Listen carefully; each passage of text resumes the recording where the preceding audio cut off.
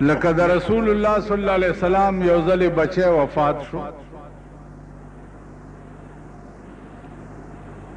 نو کافرو پراپیګنډا وکا چې رسول الله صلی الله علیه وسلم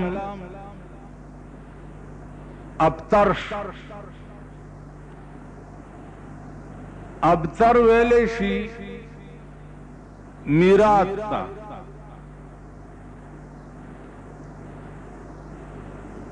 نو حضور علیہ السلام ډیر خپه شو چې خدایا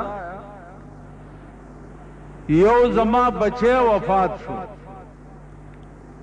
او یو دا ظالمان زما خلاف پراپیګنډا کوي چې دا ابتر دی، نو دا صورت اللہ نازل کو چې انا اعطیناک الکوثر، اے حبیبہ ما تعالی د حوض کوثر مشری در کړی دا،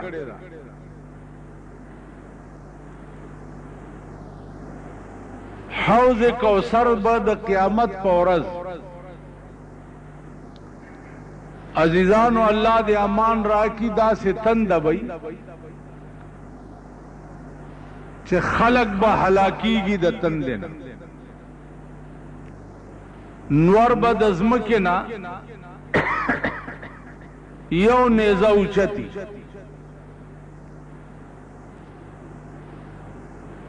او پا دغا وقت کے با د سړی په سر کې دا مازغه خټکیږي،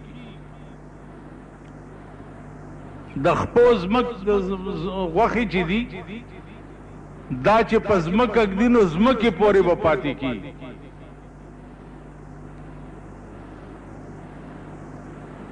دومره شدت سره ګرمي بي، نو حوض کوثر به په دغه وخت کې یو تلاو وی دو بو، نو په دغه وخت کې به رسول الله صلی الله علیه وسلم خپل احباب ہوتا او خپل دوستان ہوتا او خپل مرګرو تا هغه یخ او بد حوض کوثر تقسیمای، نو انا اعطیناک الکوثر، اے پیغمبر ما تا ته د کوثر مشری در کړی دا، فصل لربک وانحر، خپل خدای ته منس کوا او قربانی کوا، ان شانئک هو الابتر، په تحقیق سره ستا دشمنان میراث دي ته میراث نه. نو عزیزانو نزول د قرآن به په دې طریقه کې ده چې ضرورت به څه قسم پیښ شو د هغې مناسب آیاتونه به الله پاک را نازل. دا نزول ټول په 23 کاله کې شوی. اوس دې مقام کې علما یو نکته لیکي چې د قرآن نه سوا نور درې کتابونه یا نور صحیفه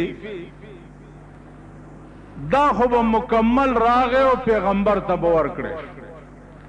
جبریل علیہ السلام براوړو پیغمبر ته به ورکو چې دا ستا د پیغمبر قانون دی. په دې قرآن باندې الله 23 کاله ولې ولګول. دې کې څه راز علما لیکي چې دې کې راز داو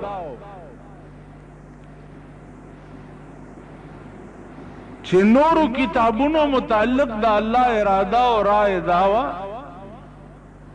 چې دا د پیغمبر تر ژوند پورې وقتی او عارضی قانون دی. پیغمبر لاړو قانون بم لاړ.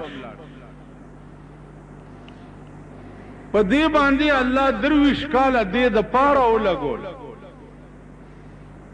چې دا یو آیات د مسلمانانو پر ګورې شک ورننوزی ځکه چې دا قانون به الله پاک تر قیامت پورې چلی.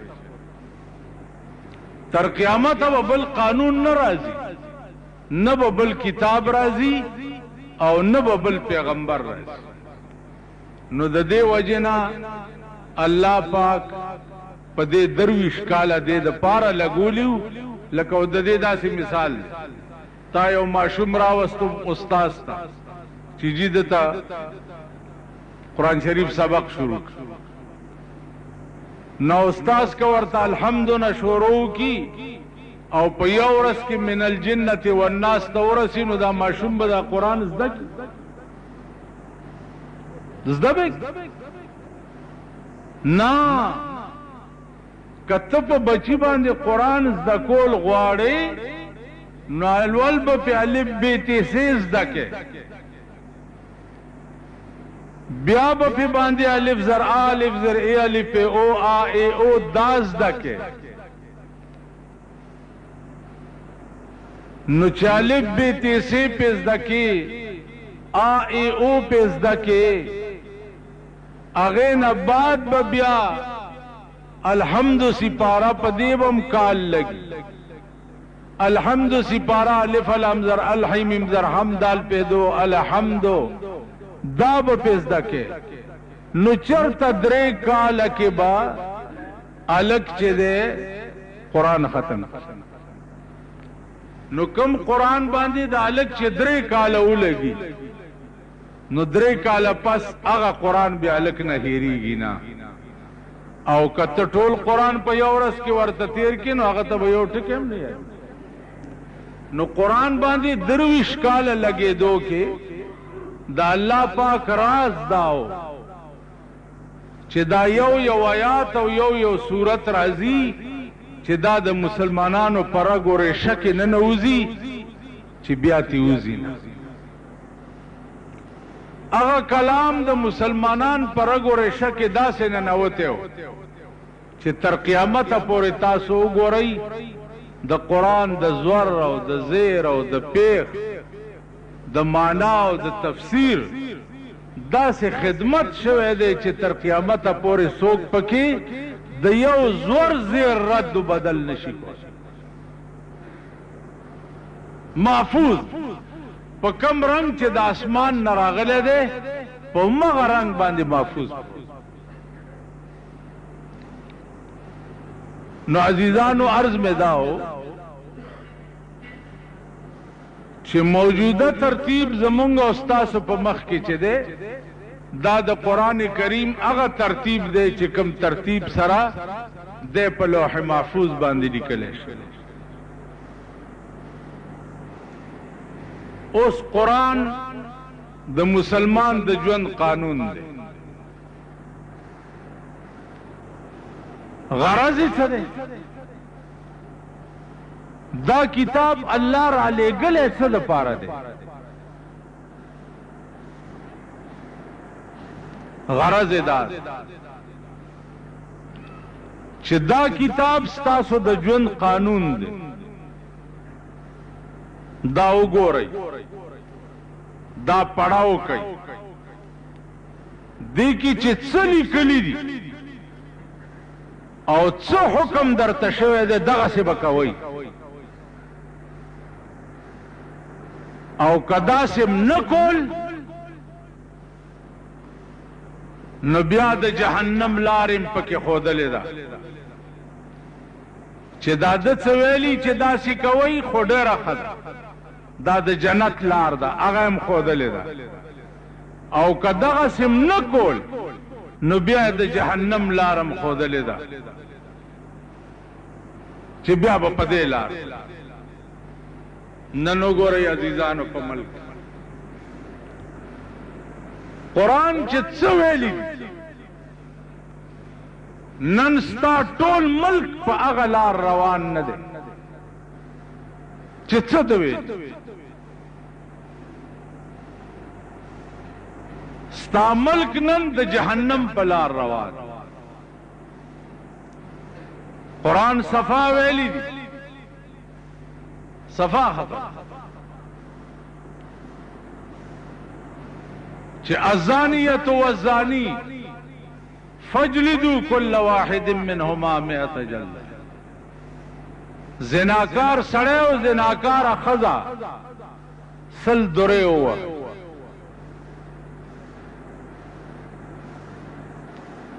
صفا آرډر. اوس ته ګورئ چې ملک ټول د زنا ډیپو دی، ملک ټول زناکار دی.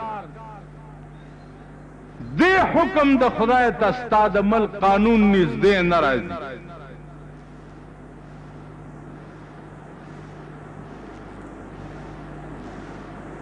کیږي بس. قرآن صفا حکم دے، صفا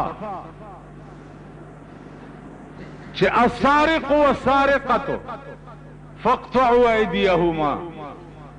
د غل سړی او غل خزنه لاس غوڅ کړي.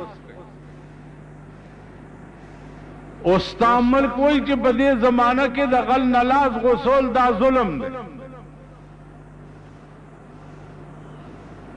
نو ته ماته ووایه چې الله یو خبره کړې او هغې ته څوک ظلم ووایي نو دا مسلمانان هم دي.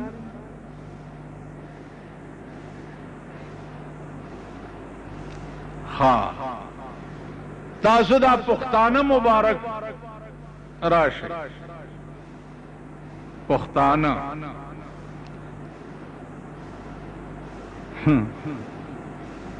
زاریان مجه دا پښتون وایي څه شي.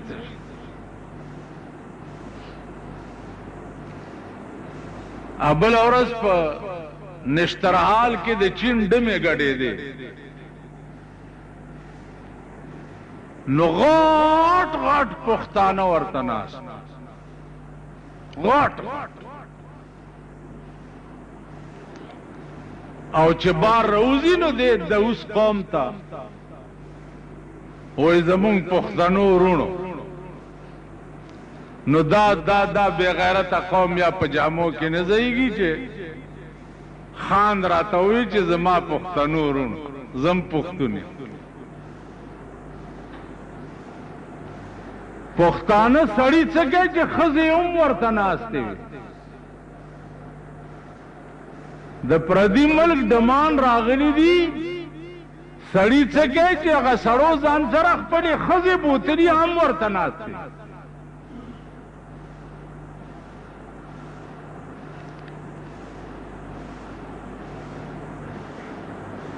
زاریانې مه چې دا مونږه پښتو څه ته وایو، خو دا پښتو دی څه شي؟ سخکر دی، لکی ده، پښتو څه ته؟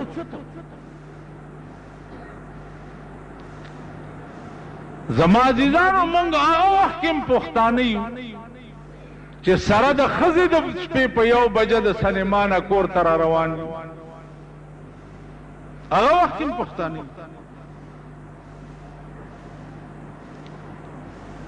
مونږ هغه وخت کې هم پښتانه یو چې زما لور او زما ښځه بربنډه په سړک روانه یي او د بازار ټوله دنیا تماشا کوي.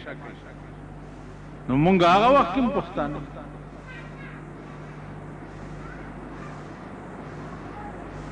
مولانا غلام غوث هزاروی رحمت الله علیه دی، الله غریق رحمت کی. هغه ورځ وی لکه مونږ او د غټو کې څه فرق دی؟ ما ته خو ویل څه فرق نه ښکاري. ته پوه شو قرآن ویلي که تا وویلې چې دا 1 روپۍ لور له ورکول زه نه منم او نور د اسلام ټولې دفعې منم، نو په یو دې دفعه باندې نه منلو باندې داسې کافرې لکه ابو جهل او عبدالله ابن ابی ابن سلول چې کافر. ٹھیک شو؟